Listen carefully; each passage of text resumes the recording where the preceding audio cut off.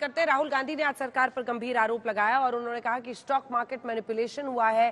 प्रधानमंत्री से लेकर गृह मंत्री को घेरा और कहा कि एग्जिट पोल्स के जरिए ये 30 लाख करोड़ के रुपए का नुकसान हुआ है। आइए आपको सुनाते हैं राहुल का आरोप। प्रधानमंत्री ने 2-3 बार 4 बार देश को कहा कि स्टॉक मार्केट तेजी से आगे बढ़ने जा रही है।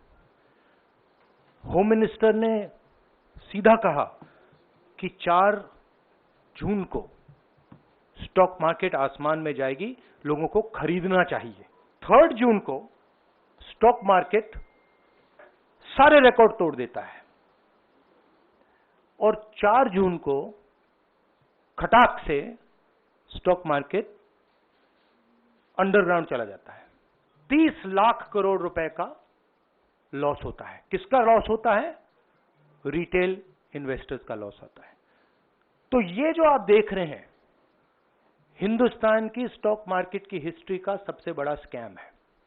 हम जेपीसी चाहते हैं, हम इन्वेस्टिगेशन चाहते हैं और देश इसकी सच्चाई जानना चाहता है। तो जेपीसी मांग की जांच की मांग कर रहे हैं राहुल गांधी। आइए आपको सुनाते हैं सरकार की तरफ से, हालांकि अभी तो स्वेरिंग इन होनी है। पीयूष गोयल ने, बीजेपी नेता ने जवाब दिया है।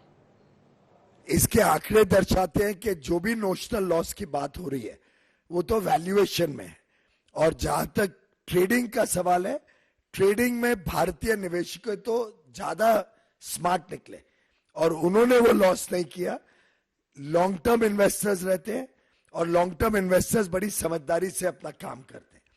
हर एक पार्टी दावा करती है कि हम जीतने वाली हैं, हमने भी दावा किया और हम उसमें खरे उतरे और हमारी सरकार आने जा रही है। तो माननीय प्रधानमंत्री या गृह मंत्री जी ने जो दावा किया था, वो ये दावा किया था कि हमारी सरकार आने जा रही है और आई है और उसके हिसाब से हम खरे उतरे। राहुल गांधी जी भी दावा करते थे, उन्होंने भी उस दिन कहा कि उनकी 295 सीटें आने वाली हैं। तो दावा दोनों पक्षों से हुआ था और मैं समझता हूं कि राहुल गांधी जी ने चिंता करनी चाहिए कि जब आंकड़े आ रहे थे और उनको ज्यादा सीटें थोड़ी मिली अनुमान से, तो अगर मार्केट गिरी तो ये दर्शाती है कि दुनिया और देश के निवेशकों का कितना डर था कि राहुल गांधी जी की वोटें बढ़ रही हैं या सीटें बढ़ रही हैं। उसका भय दर्शाता है कि उनकी सरकार आने से लोगों में कितना विश्वास है कि तकलीफ आएगी। तो उसका तो राहुल गांधी जी ने चिंता करनी चाहिए।